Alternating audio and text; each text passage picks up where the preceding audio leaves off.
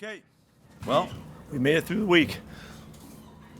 You guys made Big statement, huh? Yeah, you made the trade yesterday, Ja'Cory and Bennett. Sticking on that, how much is this kind of a vote of confidence to some of the younger players that have been? Well, I like the way you looked at it. Yeah, we like our group.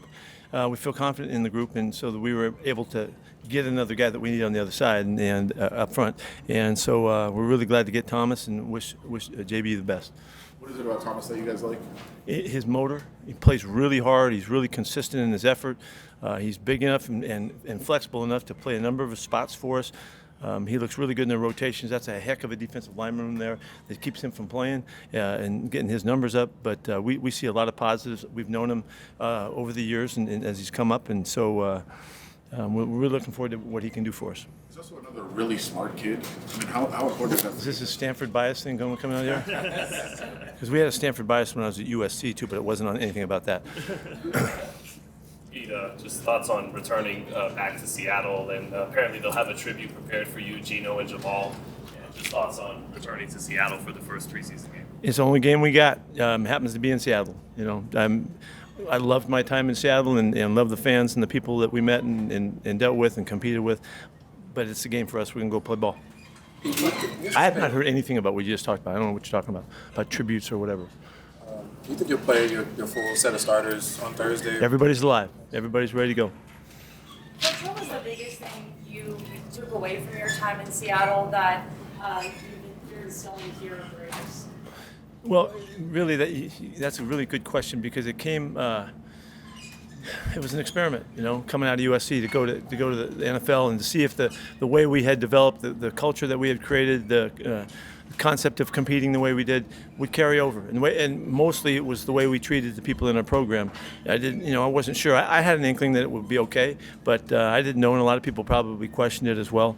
But we didn't change anything. We maintained the philosophy. We adapted to the players and, of course, the game, and felt. After it's said and done, I feel really good about the time we spent there, that we were able to stay with what we believed in and make it work out. So all right. So that's really what stands out about it. Okay, next. Not to make too much out of the first depth chart that came out. I know it's unofficial preseason, but there's 3 rookies starting first string, a bunch of rookies on the second string. How important has it been for them to kind of get up to speed and be ready to have that? No, it's huge. Like I've said to you guys from the start, I'm not hesitant to play young guys, and we kind of almost force them into it and feed them until they show us who they are, what they're all about, and how much they can handle. And it isn't all on them; it's on us to make sure that we ask them to do things that they're capable of doing at this time. So. Right now, they get out there that we're going to get a lot of information, and that's what's really important at this time, so that we're making good decisions down the road. We've been noticing that Zamir's had a nice camp. This camp, it looks like it's reflected in whatever the depth chart at this point. What has he shown you? He really has sent a message that he's the hammer, and I love having different styles of running backs.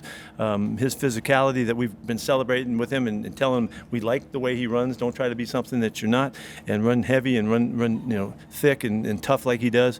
I think he gives us a real element. So I'm really excited about what he's done so far. You talked about the competition on the offensive line before, but how have you been pleased with what you've seen from Meredith and JPJ? We look physical with those guys out there, and they've given us a nice flash, but we're just getting started. It's a long ways for both those guys. JPJ's been a center most of his time, and Jordan's been a guard most of his time. So, what are we thinking? You could ask. But we think we see something in this combination, and we're going to give it a look. Obviously, it's very unfortunate what happened to Lonnie Johnson during the scrimmage. I'm wondering if you've had a chance to reach out or speak to him since, and his disposition seemed like he was doing well. Yeah, his surgery's coming up. We really miss Lonnie. This was, I think we recognized Lonnie in a way that he hasn't been recognized in the earlier parts of his career, with great respect for the variety of things that he adds to the team and all. And we're really going to miss him. We had a number of things that we had, especially that he could do well in contributing to the defense. And so we have to work a little bit to figure out how other guys can take those kinds of concepts and make them work for us. Lonnie's in good spirits. He knows that it's a chance that it's a minimal amount of time to get back. These 5 weeks here are hugely important to him, so he can get back within 3 or 4 weeks into the season, 4 or 5 weeks into the season, or whatever it is, and we'll really enjoy when he gets the chance to come back. Is this a situation where you replace him with one player, or is there? Because we've seen some roles and some shifting around from what you had been doing previously. The answer is yes. Doing okay. I could be mistaken, but I don't think I saw him getting reps in team very much. Yeah, we just slowed him down. We just want to make sure that he's okay. You know, and he's fine. He's not hurt at all. You guys good? Yeah. All right. Oh, easy. Easy money.